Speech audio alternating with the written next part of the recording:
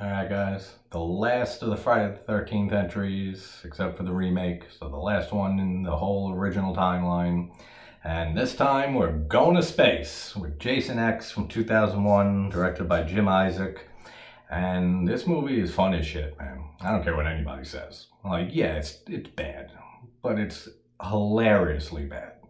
Like, it's just a fun watch. Like, compared to like Nine, Goes to Hell in Manhattan. I prefer this. Like it knows it's ridiculous. It knows how crazy this whole premise is, and it just runs with it. And there's some funny shit in here. So we start off with transferring. They want to transfer Jason to study his regenerative tissue. Does that sound better? You're probably still distracted from the fucking chaos that came out of my mouth. His regenerative tissue to see why he just cannot stay fucking dead. And then he ends up just killing everybody. Like we'd come to expect with Jason. And we have our main chick here, Rowan, who ends up freezing him in like a cryogenic fucking freezing machine, or whatever you want to call it. It's all futuristic shit here. I'm not getting all the terms right. And she ends up freezing herself in the process. And it turns out they get discovered and thought out in the year 2455. What a time to be alive. There's no Earth left. So Earth's been destroyed. Like the soil and the water makes it uninhabitable. And now we're flying through space on spaceships and shit. Whatever. At this point in the series, they can do whatever the fuck they want. Like, we've already had him go to fucking hell. We've already had him go to Manhattan. We had him fight a telekinetic woman. At this point in the series, like, there wasn't much more they can do. Like, fuck it, take him to space. Like, alright, cool, that sounds fun. Like, next we'll take him to Six Flags. Like, that'll be the next one. Jason goes to Six Flags and just, like, annihilates everybody at the theme park. Just like fucking just roller coaster, the fucking seats are coming through like on the loop-de-loop and the fucking roller coaster's coming and he just throws a spear and it goes through every single person on the roller coaster. Get writing, script writers. Jason takes Six Flags, Great Adventure. That's the next one. And they end up finding Jason and Rowan, and apparently hockey is illegal as of 2024, according to this movie. So, any hockey fans, I've never been a fan of hockey, but any fans of hockey out there, you got like less than 2 years. So get in all the fucking shit, I'm not even sure what the fuck I'm talking about. Get all the hockey games in, get all the fucking live games in that you can get to, all of that, because it's gonna be illegalized and outlawed in less than 2 years. So, you got that to look forward to. And then they unfreeze Jason and Rowan. And then we have the teacher there who's a fucking dick. He just cares about the money for finding Jason's specimen. And he has some funny lines though, like a little later on. And that whole scene with him and, what the hell's her name? Fucking Janessa, she's fucking gorgeous. Like she's one of the hottest girls in this series. Like for me, by far. Janessa, all the way. But like that whole scene with her twisting his nipples with a fucking clamp or whatever. Like, so weird, dude. That's so random. Like, a random fucking scene. And like, he gives her a pass on her last project or whatever the fuck it is. Then we get the android KM14 who has realistic tits but has no nipples. And I forget the guy's name, the guy who made her and stuff. It's like some long, weird name. I'm just going to call him Cauldron, because it kind of sounds like that a little bit. So Cauldron made this little android, and you know he's fucking this thing. Like, he has to be. Like, come on. Anytime that someone creates a realistic, like, humanoid android or robot or something like that that's anatomically correct, you know they're fucking this thing. Like, absolutely. Like, this is his fuck bot. Which makes me wonder why he didn't put nipples on her, but I don't know, maybe it's a work in progress. Maybe he changes her every so often, whatever, like if there's celebrities in 2455 and there's a celebrity crush that he has at the time, he wants to like, make her up and shift her to look more like that celebrity. Who knows? But he's fucking that robot. Like, don't get any other ideas in your head. Absolutely. And we have one of my favorite kills in the series here with the liquid nitrogen kill, which is just fucking gnarly, dude. The way he just takes her head and she's screaming and then he just shoves it into the liquid nitrogen and her scream just stops and her face freezes. And he just picks her head up and smashes it on the counter and her whole face breaks apart. Looks so cool. That is such a great kill. Always loved that. And yeah, I said again, Janessa is so sexy, she is. And oh, and then, yeah, that's a different character. Like, there's two brunettes in this that look so similar to each other that when I was watching this, I thought it was Janessa again. And then I saw that the one that is fucking her boyfriend, Stony or something like that, in the room. And I was like, this girl gets around. And then, like, she comes out after he gets the machete through the back of him and comes out his chest and the blood splatters on her face and she comes running out and I was like, oh, that's a different character. Like, that's not the same girl. I said, oh, well, she's hot too. Like, she's not bad either. Like, but I thought that was a completely different, I thought that was the same character. Like, I had no idea that was two different girls until, like, a few minutes after, like, she ran out of my room. And then, like, we see the two of them together. And I'm like, oh, yeah, those are two different chicks. Like, I thought it was the same fucking girl. They look very similar. And then, like, Earth 2, that's the best name they can come up with.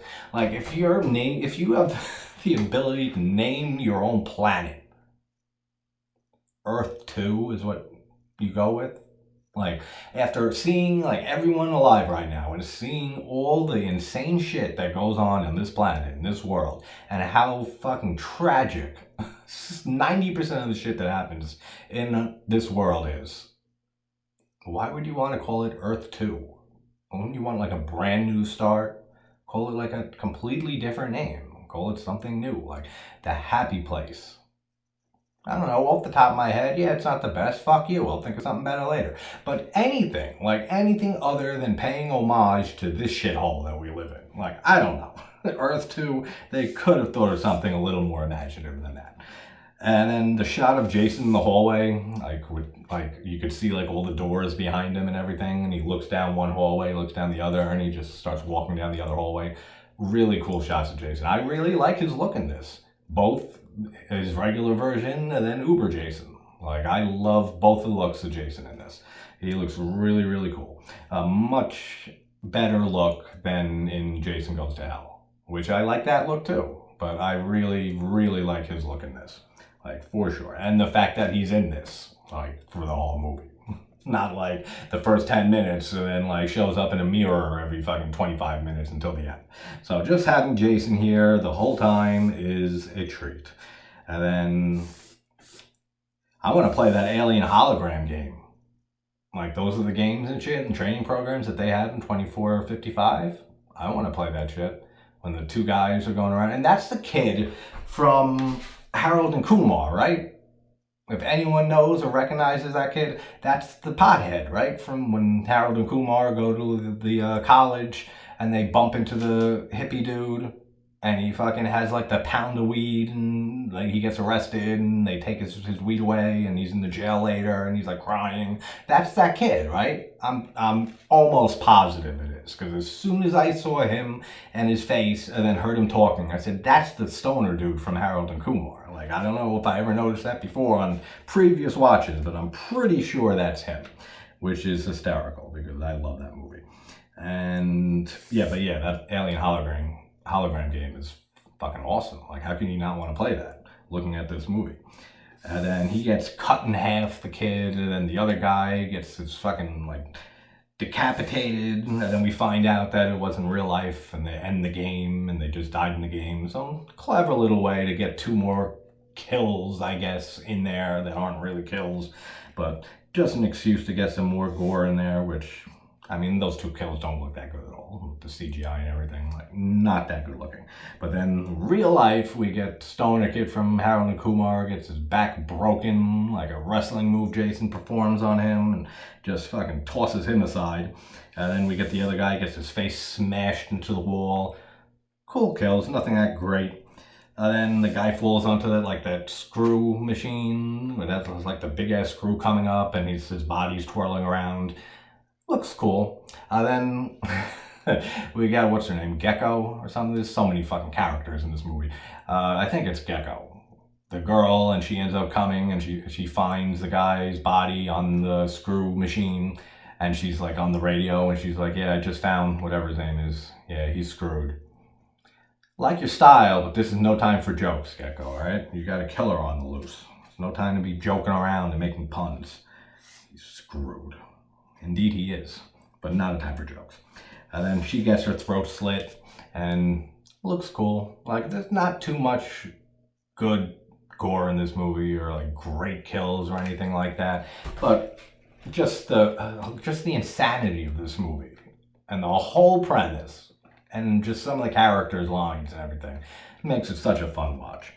And let's see here. Oh yeah, then the guy gets sliced in half, and he's like, his top half is crawling away from his bottom half while he's trying to use the radio and everything. That looks cool. I like that kill. And even in space, Jason has that amazing dramatic timing to make bodies just appear when they need to scare the fuck out of everybody. So even going to space doesn't take away any of his skills or any of the things that he's good at. So he can pretty much pull off his dramatic timing any fucking where that he goes. And then I love, what the hell's his name? Brodsky or Brodky, something like that. The black head of security on the ship. And I think it's Brodsky or something like that. And I love when Jason like stabs him like through the rib, and he's saying like, it's gonna take more than a poke in the rib to put this old dog down. And then he stabs another one through him, and he's like, that ought to do it. That's some funny shit, man. Fucking that ought to do it. Fucking ridiculous. Like, it's so fucking stupid, most of this movie, but again, it's so much fun. Then that ship didn't get fucked up at all, but it took out that entire space station, Solaris. Like, you know, later we find out that like the hull is like fucked up a little bit, but like that whole space station got destroyed from Grendel going through it, and like that spaceship like had not a scratch on it until the plot felt it needed to, and say a little bit later that the hull has been fucked up from the collision and everything. But that ship got away scot-free and destroyed that entire space station. So I don't know how any of that works. And and then in certain lighting, yeah, that girl, the second one that I thought was a different character, she's not that good looking. That's what I wrote. I said, oh, in this lighting, yeah, she's not that good looking. But Janessa, all the way, man. Like I said, I might do a video on like top 10 favorite kills in the Friday series and top 10 sexiest women in the Friday series. Janessa will definitely be near the top. She is fucking hard to take your eyes off her. And the fucking teacher, when he's in the room with Jason and they all left and he stayed behind, and then he's talking to Jason, trying to bargain with him and trying to say like how much money that he can make them.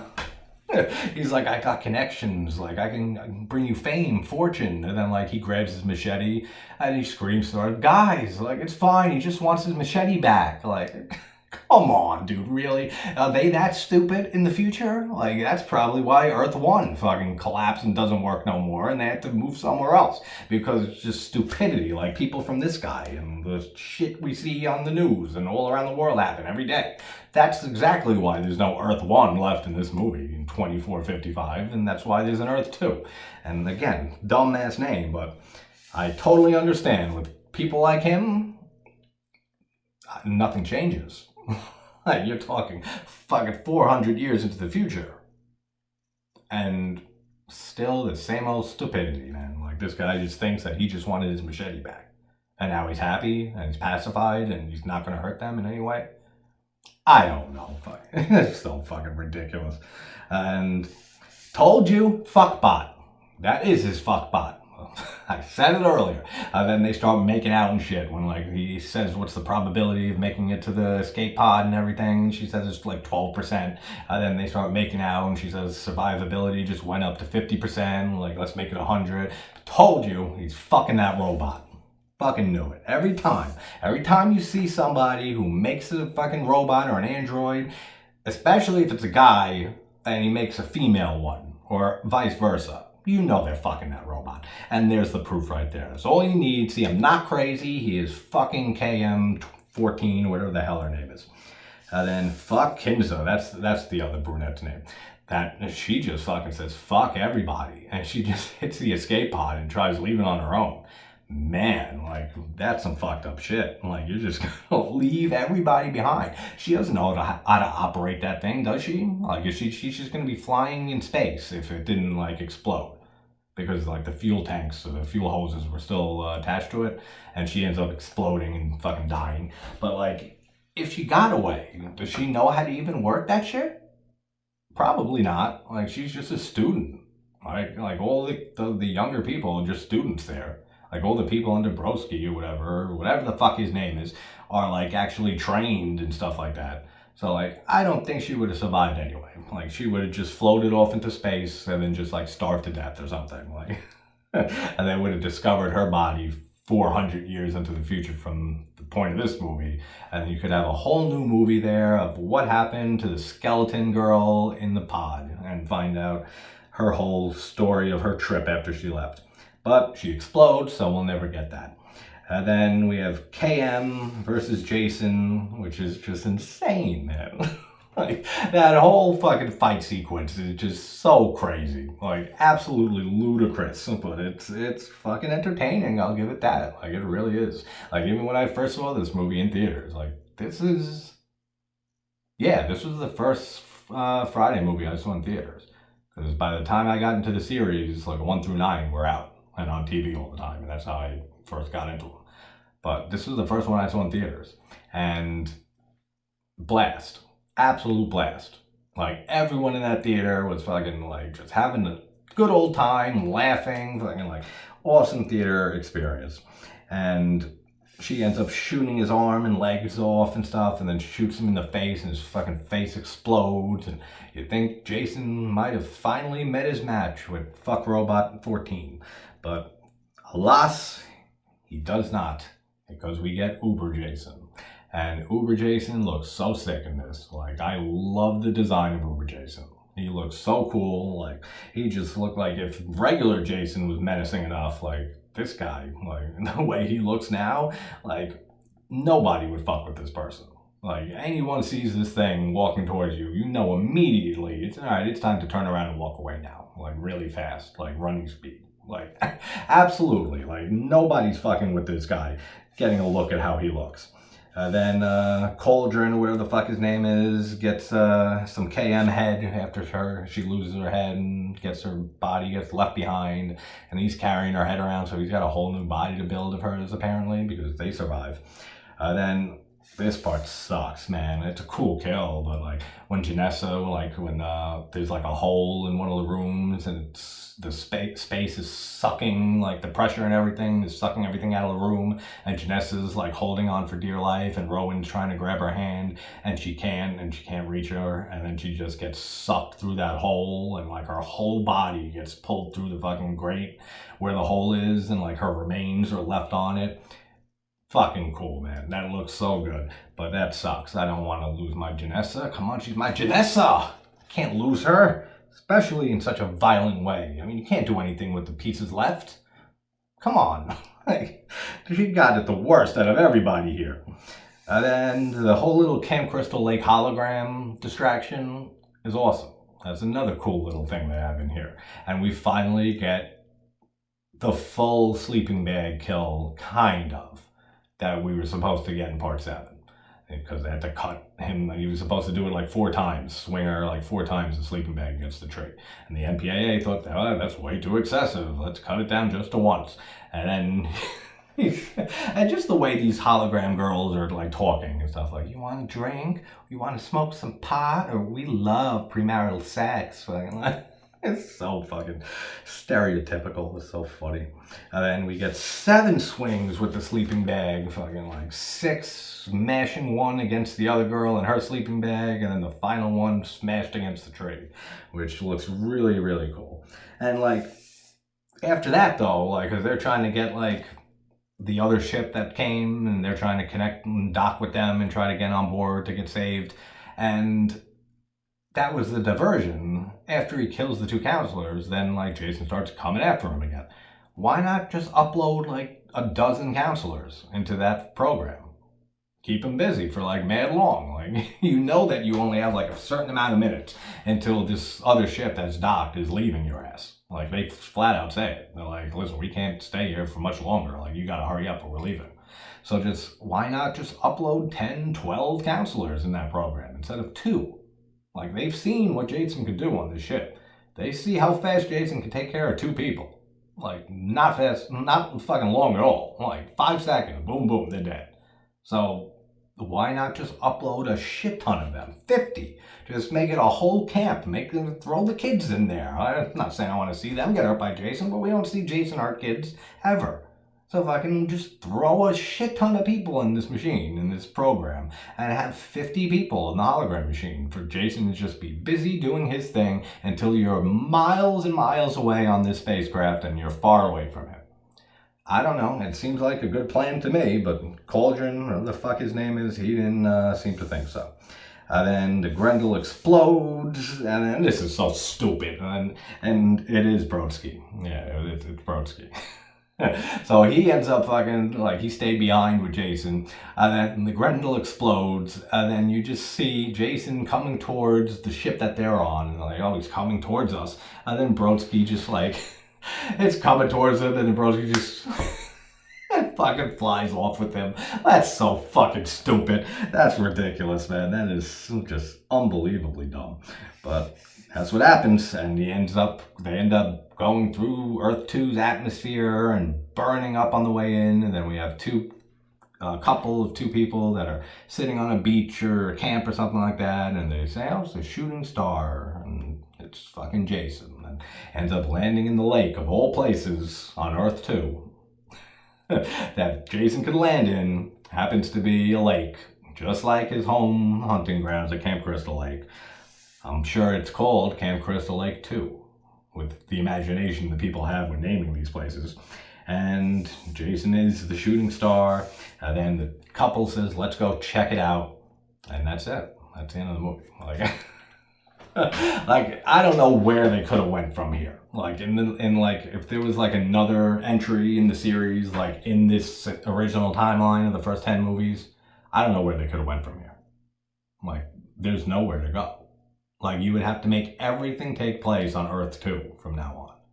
And then just like flesh out the whole concept of Earth 2, I guess, and like how it works, where it is, like if it's the same exact, like a carbon copy of Earth 1 or like any of that. And like you'd have to have a camp, I guess, that's similar to Camp Crystal Lake, the one he flew into at the end here, I guess. And there's no direction they could have went with this series, which is why the next one that came was a remake. Like, it makes total sense, because once you go to space with a character from a horror movie, like Leprechaun in space, so like, there's nowhere really to go after that. Like, unless you plan on like taking them to like Alpha Centauri or like somewhere out of the galaxy and like somewhere in deep space. Like next is like Jason 11, Deep Space 9 or some shit like that. Like, that's the only direction they can go. Unless they like want to pull like time travel into this shit and be like, oh, we found a way to send Rowan back to her time and that Earth is still fine. And then Jason gets sucked back in time too, back to like the early 2000s or whatever. And they mention here, I almost forgot about this, that Rowan says that they first tried executing Jason in 2008. So 2008, like I said in all these videos, that the timeline in this series is completely fucked.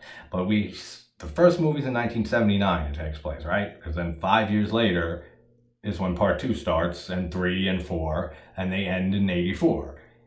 Then we have like a 10-year or so jump with Tommy Jarvis for part 5, which would put us in 94. Then there's like another 10-year or so jump with Tina from when she was a kid and killed her father in the lake to when she returns with Bernie and everything and her mom to and resurrects Jason then. So it's another 10 years. So that's 2004. I don't remember the time gap now from 7 to 8 and 8 to 9. But it could be, I guess. So like, yeah, maybe. So if that was 2004-ish or around there, then Manhattan happened, and then I said, like, in the beginning of Jason Goes to Hell, they don't even explain or try to explain how Jason came back after being melted into a child again in the fucking sewage drains of New York City. So they don't even try to address that. So we don't know how much time takes place in between 8 and 9. But it sounds like it might make sense, right? So like 2004, then figure like 2005 or 6 or so is when Manhattan happened, which makes, like I said, the timeline makes fucking no sense because that is clearly 1980s New York City and takes Manhattan. Like I mentioned that in the video for that. Like I love movies that like Maniac from 1980, William Lustig's Maniac. Just those movies that take place in the grimy, disgusting heart of New York City in the late 70s and 80s before they cleaned the whole city up. So time-wise line though, that should have been in like the early 2000s. Then we have 8 and 9, I guess, in a few years of each other. And so I guess it lines up, kind of. Who the fuck knows? If anyone knows, like, when, like, what she was referencing to about 2008, that was the first time trying to put Jason down for good and executing him, let me know in the comments, because I'd love to know that. Maybe they covered that in a comic or something that ties into the 9th movie. I know there was like a comic series or something that tied 8 and 9 together. I never read them though. So maybe it's explained there or something. I have no idea. But that's Jason X, or Jason Goes to Space, as I love to call it, because that's what fucking happens. So might as well have just called it Jason Goes to Space. And we just got the reboot left, which it's early actually right now. So I'm gonna watch that probably now. So hopefully I'll probably have that up. I'm leaving up here tomorrow, dropping my daughter off and heading back home to Long Island. So I will have a lot more time to have more videos up. It's like only been able to get like one a day while I'm up here, which like I said in past videos, I really don't give a shit because this is where I want to be. But yeah, so we'll probably have the remake up after this in a few hours or something like that.